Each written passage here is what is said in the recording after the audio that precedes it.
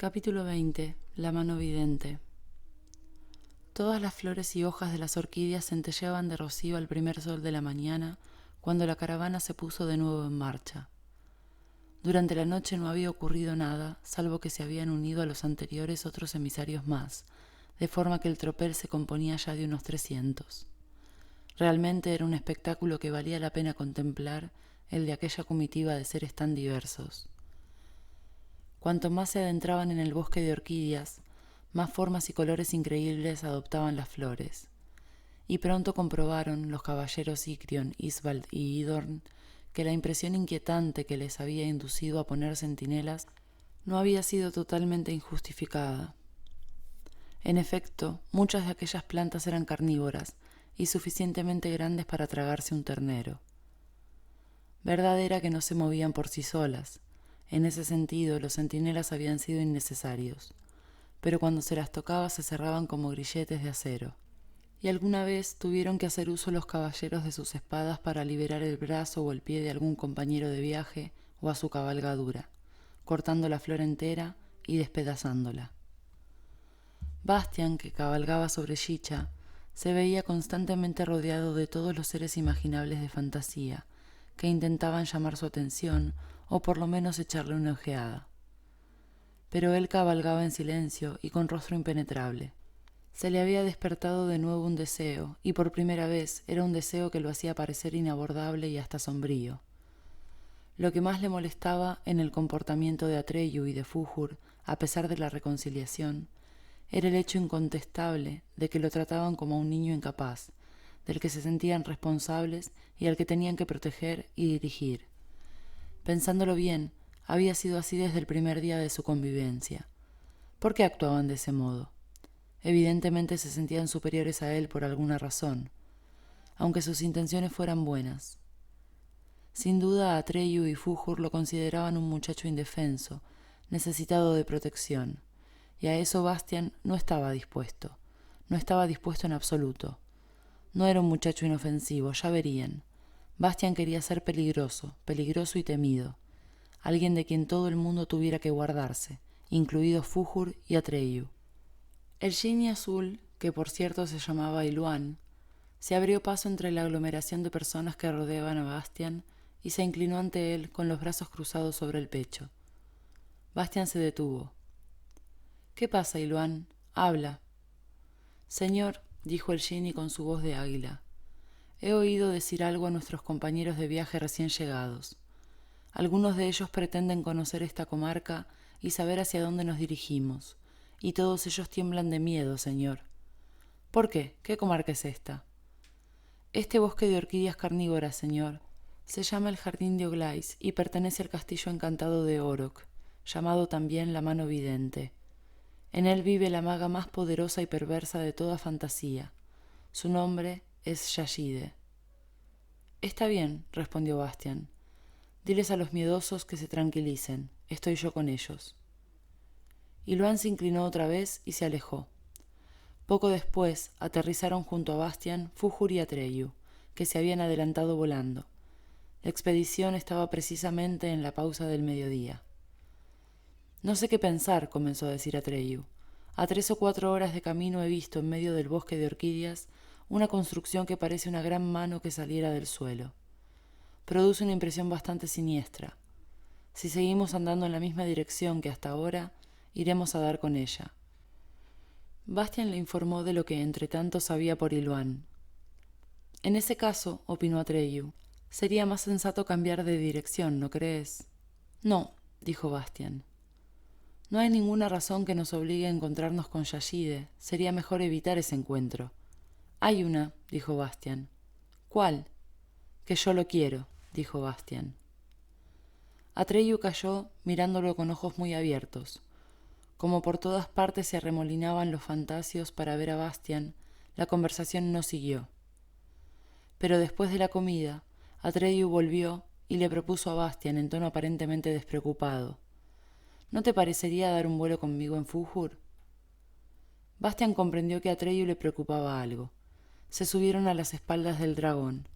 Atreyu delante y Bastian detrás, y se elevaron por los aires. Era la primera vez que volaban juntos. Apenas estuvieron fuera del alcance de la voz, Atreyu dijo: «Resulta difícil ahora hablar a solas contigo, pero tenemos que hablar sin falta, Bastian». «Eso pensaba», respondió Bastian sonriendo. «¿Qué pasa?» «El sitio al que hemos llegado y al que nos dirigimos», comenzó Atreyu titubeante, «¿tiene algo que ver con algún deseo tuyo?» «Probablemente», repuso Bastian de forma un tanto fría. «Sí», continuó Atreyu, «eso es lo que pensábamos Fuhur y yo. ¿Qué deseo es ese?» Bastian guardó silencio. «No me entiendas mal», añadió Atreyu. «No es que tengamos miedo de nada ni de nadie, pero como amigos tuyos nos preocupamos». «No hace ninguna falta que os preocupéis», replicó Bastian todavía más fríamente. Atreyu guardó silencio largo rato. Finalmente Fuhur volvió la cabeza hacia ellos y dijo: «Atreyu tiene una propuesta muy sensata que hacerte, y que deberías escuchar, Bastian Baltasar Bux». «¿Otro consejito?», preguntó Bastian con sonrisa de burla. «No, no es ningún consejo, Bastian», respondió Atreyu, «sino una propuesta que quizá no te guste a primera vista. Sin embargo, debes pensar en ella antes de rechazarla. Nos hemos roto la cabeza todo el tiempo pensando en cómo ayudarte. Todo se debe al efecto que tiene en ti el signo de la emperatriz infantil. Sin el poder de Aurin no puedes seguir deseando cosas, pero con ese poder te pierdes a ti mismo y cada vez recuerdas menos hacia dónde te diriges. Si no hacemos nada, llegará el momento en que ya no lo sabrás». «De eso hemos hablado ya», dijo Bastian. «¿Y qué más?» «Cuando yo llevaba la laja», continuó Atreyu, «todo era distinto. A mí me guiaba, pero no me quitaba nada. Quizá porque no soy un ser humano, y por ello no tengo ningún recuerdo del mundo de los seres humanos que perder. Quiero decir que no me perjudicó, al contrario. Y por eso quería proponerte que me dieras a Aurin y confiaras simplemente en mi dirección. Yo te buscaré el camino. ¿Qué te parece?» «Propuesta rechazada», dijo Bastian fríamente. Fuhur volvió otra vez la cabeza. «¿No quieres pensarlo un momento al menos?» «No», respondió Bastian. «¿Para qué?» Entonces, por primera vez, Atreyu se encolerizó. «Bastian, vuelve en ti. Tienes que comprender que no puedes continuar así. ¿No te das cuenta de que has cambiado por completo? ¿Qué tienes que ver ya contigo mismo? ¿Y en qué te convertirás aún?» «Gracias», dijo Bastian. «Muchas gracias por ocuparos constantemente de mis asuntos. Pero a decir verdad, preferiría mucho más que me dejares en paz de una vez. Soy yo, en caso de que lo hayáis olvidado, yo quien salvó a Fantasía. Soy yo a quien la hija de la luna ha confiado su poder. Y alguna razón debe de haber tenido para ello, porque si no, hubiera podido dejarte a Aurin a ti, Atreyu. Sin embargo, te quitó el signo y me lo dio a mí. ¿Dices que he cambiado? Sí, mi querido Atreyu, en eso puede que tengas razón. No soy ya el bobo inofensivo y despistado que vosotros veis en mí. ¿Quieres que te diga por qué quieres realmente que te dé a Aurin? Porque sencillamente estás celoso de mí, nada más que celoso. Todavía no me conocéis, pero si seguís así, os lo digo una vez más por las buenas, me vais a conocer». Atreyu no respondió. El vuelo de Fuhur había perdido de pronto toda su fuerza. El dragón se deslizaba fatigosamente por el aire, hundiéndose cada vez más, como un pájaro herido. «Bastian», pudo decir finalmente Atreyu con dificultad, «lo que acabas de decir no puedes pensarlo de veras. Vamos a olvidarlo, no has dicho nada». «Está bien», respondió Bastian, «como quieras. No he sido yo quien ha empezado, pero por mí que no quede, borrón y cuenta nueva». Durante un rato nadie dijo palabra. En la lejanía surgió ante ellos, del bosque de orquídeas, el castillo de Orok. Parecía realmente una mano gigantesca con los 5 dedos extendidos. «Pero quisiera dejar una cosa en claro de una vez por todas», dijo Bastian súbitamente. «He decidido no volver. Me quedaré en Fantasía para siempre. Me gusta mucho. Y por eso no me cuesta ningún trabajo renunciar a mis recuerdos. Y en lo que se refiere al futuro de Fantasía, puedo darle a la emperatriz infantil otros 1000 nombres. No necesitamos al mundo de los seres humanos». Fuhur dio de repente un brusco giro y voló de regreso. Dijo Bastian. «¿Qué haces? Sigue adelante, quiero ver Orok de cerca». «No puedo más», respondió Fuhur con voz rota. «Realmente no puedo más». Cuando más tarde aterrizaron junto a la caravana, encontraron a sus compañeros de viaje muy excitados. Resultó que la comitiva había sido atacada por una banda de unos 50 tipos muy fuertes que llevaban corazas o armaduras negras como insectos. Muchos de los compañeros de viaje habían huido, y solo entonces volvían, solos o en grupos. Otros se habían defendido valientemente con las armas, sin lograr sin embargo nada. Aquellos gigantes acorazados habían aniquilado toda resistencia como si fuera un juego de niños. Los 3 caballeros, Icrion, Isvald y Idorn, se habían batido heroicamente, sin conseguir, no obstante, vencer a uno solo de sus contrarios. Por fin, dominados por fuerzas superiores, habían sido desarmados, cargados de cadenas y llevados a rastras.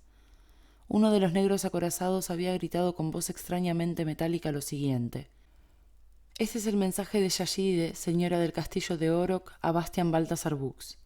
Ella exige que el Salvador se le rinda sin condiciones y jure servirla como fiel esclavo con todo lo que es, posee y sabe. Si no estuviera dispuesto a ello y quisiera con cualquier artimaña contrariar la voluntad de Yashide, sus 3 amigos Icrion, Isvald y Idorn morirán en el tormento una muerte lenta, ignominiosa y atroz. Habrá de decidirse rápidamente, porque el plazo acabará mañana al salir el sol. Este es el mensaje de Yashide, señora del castillo de Orok, a Bastian Baltasar Bux. Ha sido transmitido». Bastian se mordió los labios.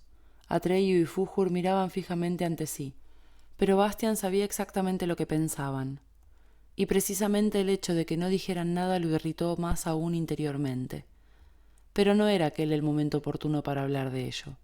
Más adelante encontraría oportunidad adecuada. «No me voy a someter de ningún modo a esta coacción de Yashide.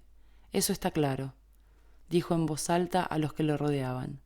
«Debemos elaborar enseguida un plan para liberar rápidamente a los 3 prisioneros». «No será fácil», opinó Iloan, el Genie Azul de Pico de Águila. «A esos tipos negros no los podemos dominar entre todos, eso se ha visto ya. E incluso aunque tú, señor, y Atreyu y su dragón de la suerte luchéis a nuestro frente, pasará demasiado tiempo hasta que lleguemos al castillo de Orok.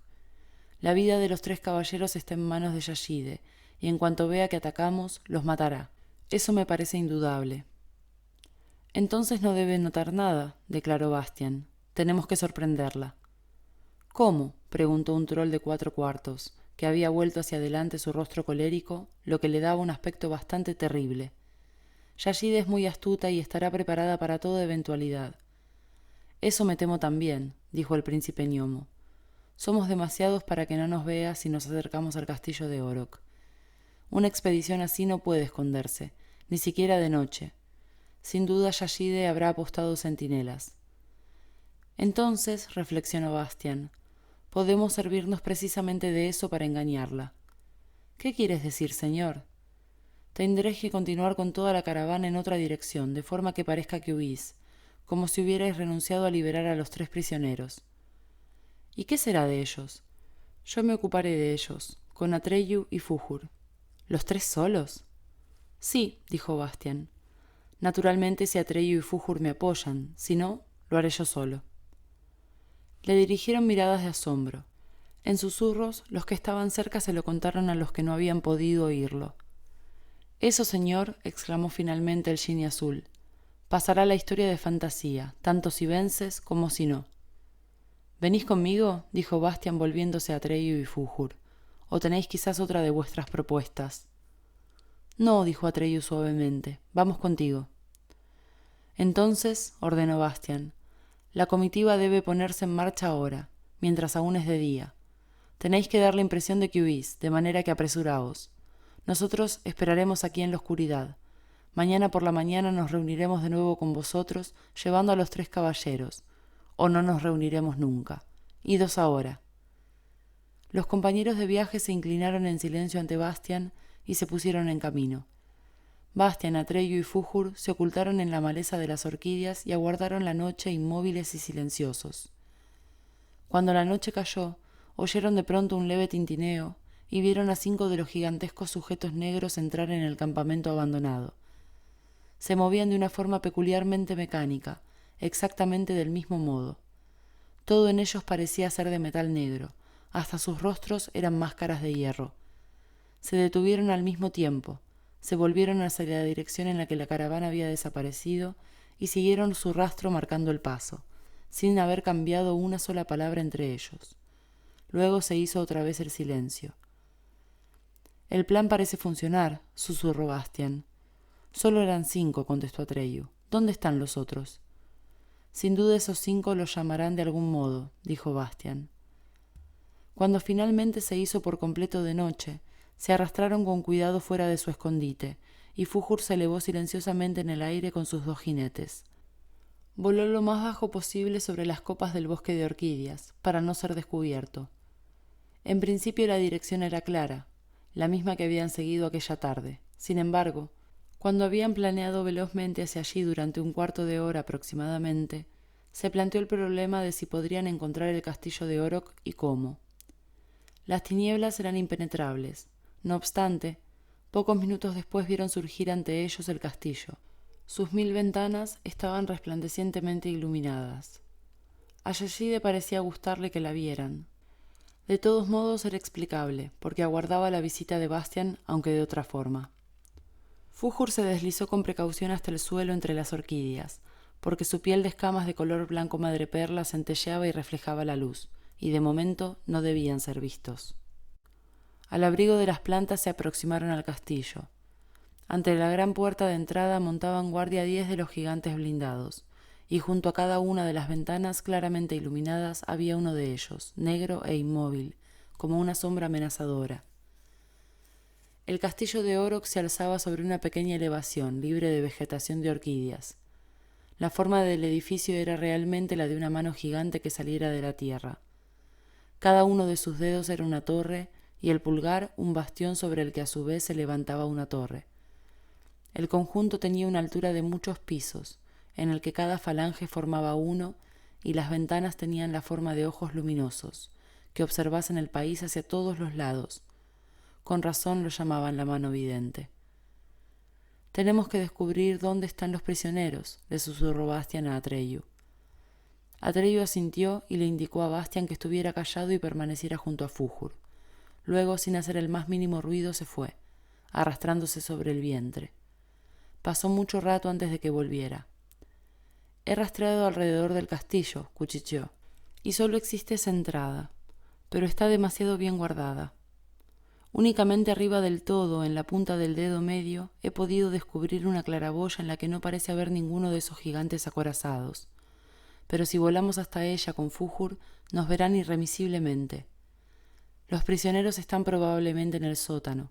En cualquier caso, he oído un grito de dolor que venía de gran profundidad». Bastian pensaba intensamente. Luego susurró: «Intentaré llegar hasta la claraboya. Tú y Fújur tenéis que distraer entre tanto a los centinelas.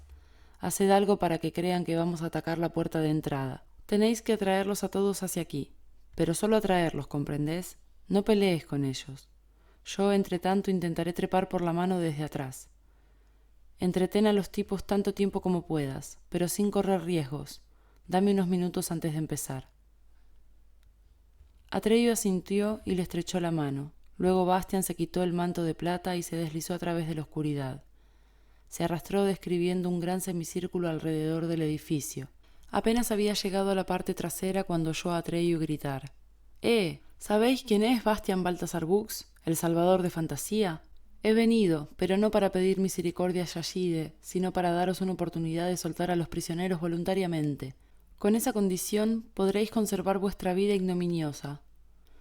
Bastian podía atisbar aún desde la maleza por una esquina del castillo.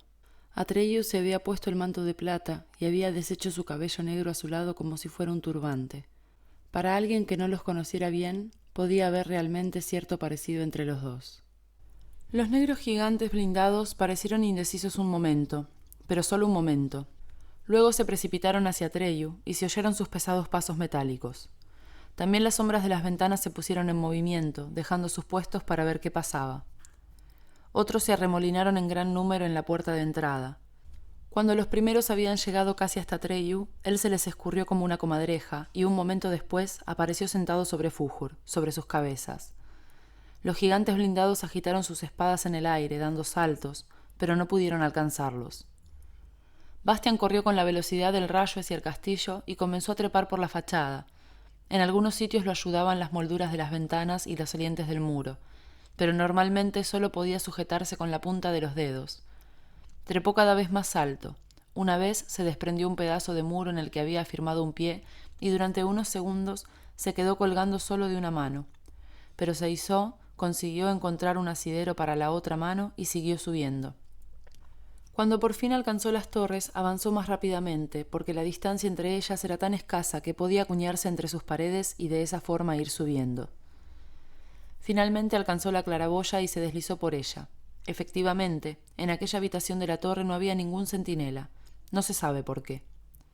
Abrió la puerta y vio ante él una escalera de caracol muy retorcida. Sin hacer ruido, comenzó el descenso. Cuando llegó una planta más abajo, vio a 2 centinelas negros junto a una ventana, observando en silencio lo que ocurría. Consiguió deslizarse por detrás de ellos sin que lo vieran. Siguió andando sin ruido por otras escaleras y atravesando puertas y corredores. Una cosa era indudable. Los gigantes acorazados podrían ser invencibles en la lucha, pero como centinelas no valían gran cosa. Por fin llegó a la planta del sótano. Lo notó enseguida por el fuerte olor a moho y el frío que subieron en su encuentro. Afortunadamente, todos los centinelas de allí habían corrido arriba, al parecer para capturar al supuesto Bastian Balthasar Buch.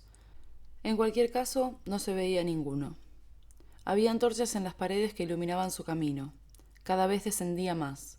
A Bastian le pareció que bajo tierra había tantos pisos como sobre ella. Finalmente llegó al más bajo y entonces vio también la mazmorra en donde Icrion, Isvald y Idorn se consumían. El espectáculo era lastimoso.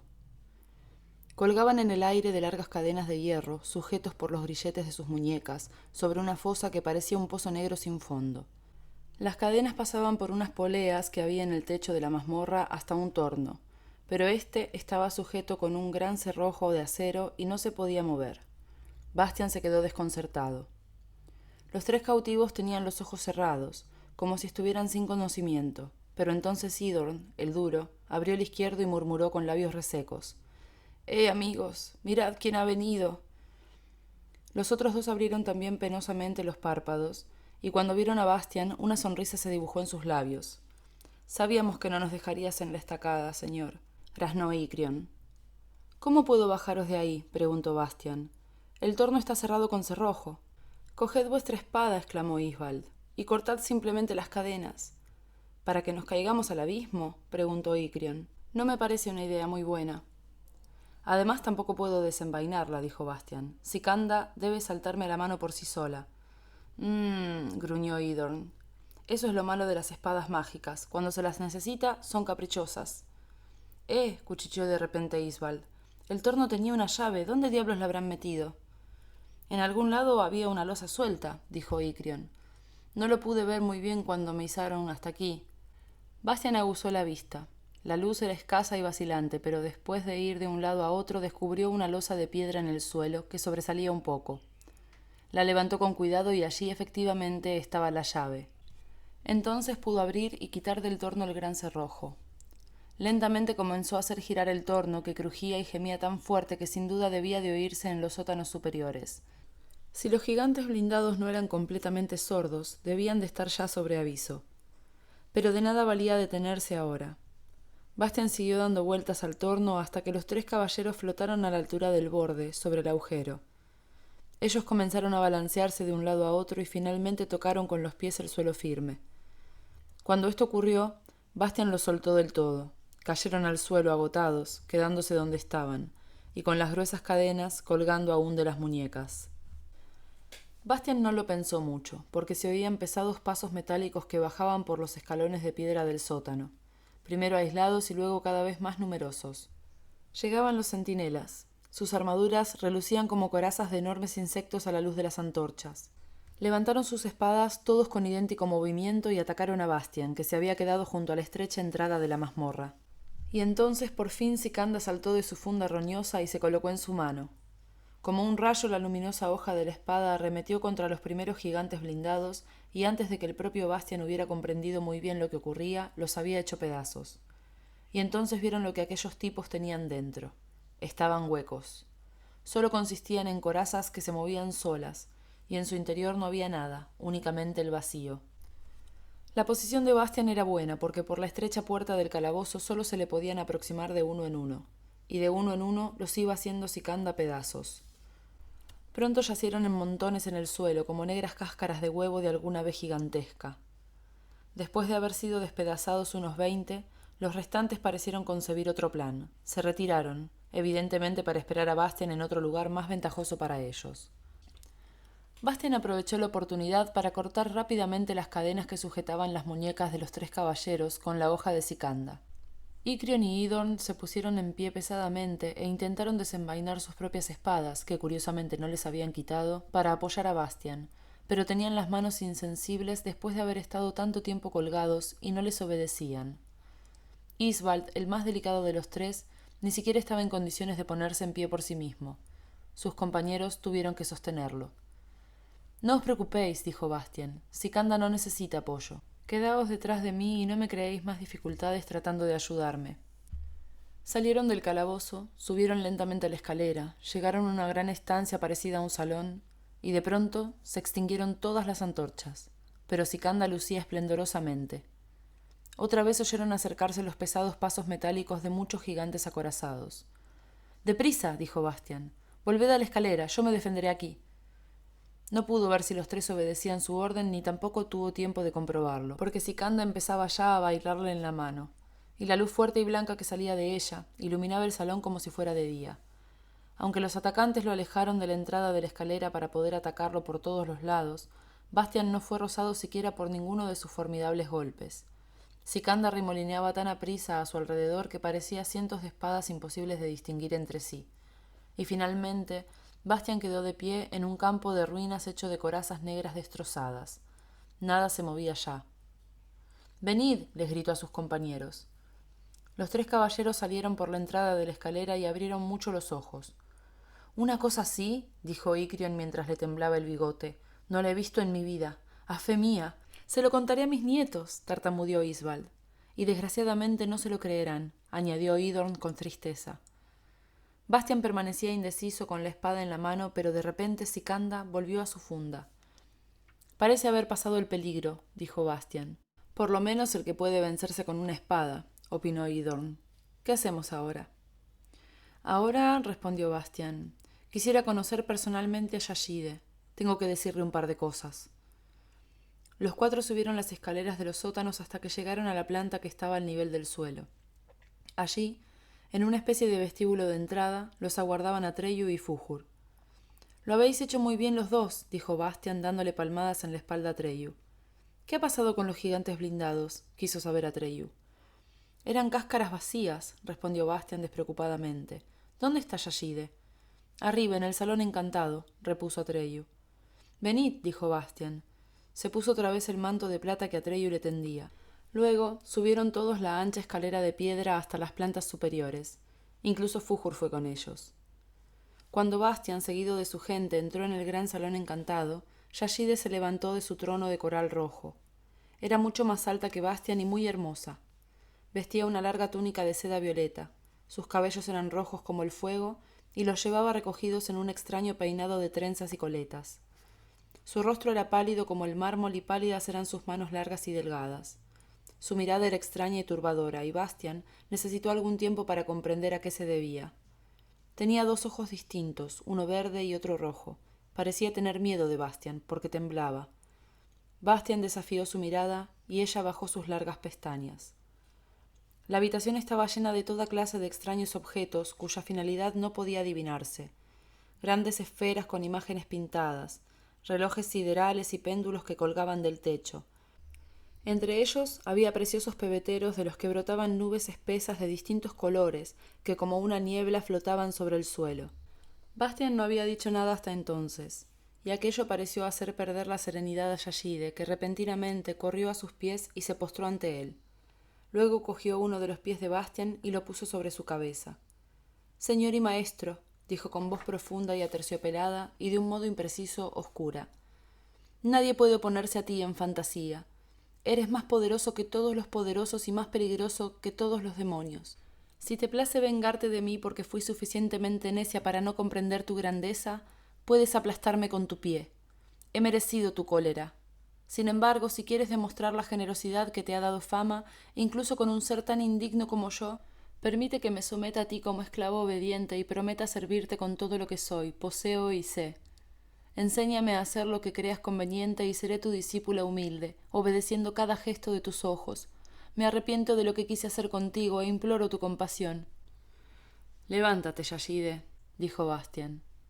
Había estado furioso con ella, pero el discurso de la hechicera le había gustado. Si realmente solo había actuado así por no saber quién era él, y si de verdad estaba tan amargamente arrepentida, hubiera sido indigno de su parte castigarla. Y puesto que estaba incluso dispuesta a aprender de él lo que considerase oportuno, no había razón para rechazar su súplica. Yashide se había levantado y estaba ante él con la cabeza baja. —¿Me obedecerás incondicionalmente? —le preguntó Bastian—, aunque te resulte difícil hacer lo que te mande, sin réplica ni protesta. —Lo haré, señor y maestro —respondió Yashide—, y ya verás cómo, con mis artes y tu poder, podremos lograrlo todo. —Está bien —contestó Bastian—. Entonces te tomo a mi servicio. Dejarás este castillo y vendrás conmigo a la Torre de Marfil, donde tengo la intención de entrevistarme con la hija de la luna.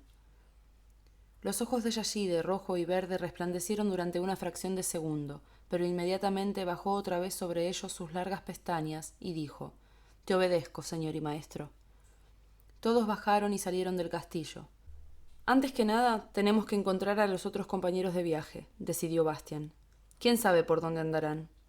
No muy lejos de aquí —dijo Yashide—. Yo los he extraviado un poco. Por última vez —contestó Bastian. Por última vez, señor —repitió ella. —¿Pero cómo avanzaremos? ¿Tendré que ir a pie, de noche y por este bosque? Fújur nos llevará —ordenó Bastian—. Es suficientemente fuerte para volar con todos. Fújur levantó la cabeza y miró a Bastian. Sus ojos de color rubí centellearon. —Suficientemente fuerte sí que soy, Bastian Baltasar Bux —retumbó su voz de bronce—, pero no llevaré a esa mujer. —Lo harás —dijo Bastian—, porque te lo mando yo. El dragón de la suerte miró a Atreyu, quien insistió imperceptiblemente. Bastian, sin embargo, lo vio. Todos se subieron a las espaldas de Fújur, que inmediatamente se elevó por los aires. —¿A dónde? —preguntó. —Simplemente adelante —dijo Yashide. —¿A dónde? —preguntó Fújur otra vez, como si no la hubiera oído. —Adelante —le gritó Bastian—, ya lo has oído.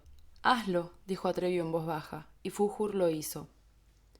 Media hora más tarde, amanecía ya, vieron bajo ellos muchas hogueras, y el dragón de la suerte tomó tierra. Entretanto habían llegado más fantasios y muchos habían traído tiendas de campaña. El campamento parecía una verdadera ciudad de tiendas que se extendía desde el lindero del bosque de orquídeas por un gran prado cubierto de flores. —¿Cuántos somos ya? —quiso saber Bastian. E Iluán, el genie azul, que entretanto había mandado la comitiva y ahora había venido a saludarlos, le dijo que no había podido contar exactamente a los participantes, pero sin duda debían de ser ya cerca de 1000. Por lo demás, pasaba otra cosa bastante rara. Poco antes de haber acampado, es decir, todavía antes de medianoche, habían aparecido 5 de aquellos gigantes blindados. Sin embargo, se habían comportado amistosamente, manteniéndose apartados. Naturalmente nadie se había atrevido a acercárseles, y habían traído con ellos una gran litera de coral, que no obstante se encontraba vacía. —Son mis porteadores —dijo Yashide en tono suplicante a Bastian—. Los envié por delante ayer por la noche. Es la forma más agradable de viajar. Si tú me lo permites, señor— No me gusta —la interrumpió Atreyu. —¿Por qué no? —preguntó Bastian—. ¿Qué tienes en contra? —Ella puede viajar como quiera —respondió Atreyu fríamente—, pero el hecho de que enviase ya ayer la litera significa que sabía de antemano que ella vendría aquí. Todo es un plan suyo, Bastian. Tu victoria es en realidad una derrota. Te ha dejado ganar intencionalmente a fin de ganarte para sí a su manera. —¡Basta! —gritó Bastian rojo de cólera. —No te he preguntado tu opinión. Tus eternos consejos me ponen malo. Ahora quieres discutir incluso mi victoria y dejar en ridículo mi generosidad. Atreyu quiso replicar algo, pero Bastian le gritó: —Cállate y déjame en paz. Si no os gusta lo que hago y cómo soy, marchaos. Yo no os detengo. Marchaos a donde queráis. Estoy harto de vosotros. Cruzó los brazos sobre el pecho y volvió a Atreyu la espalda. La multitud que había alrededor contuvo el aliento. Atreyu se quedó un rato muy erguido y en silencio. Hasta entonces Bastian no lo había reprendido nunca delante de otros. Sentía la garganta tan apretada que solo con esfuerzo podía respirar. Esperó un momento, pero como Bastian no se volvió de nuevo hacia él, Atreyu dio la vuelta lentamente y se fue. Fújur lo siguió. Yashide sonreía, No era una sonrisa agradable. En Bastian, sin embargo, se extinguió en aquel momento el recuerdo de que en su mundo había sido un niño.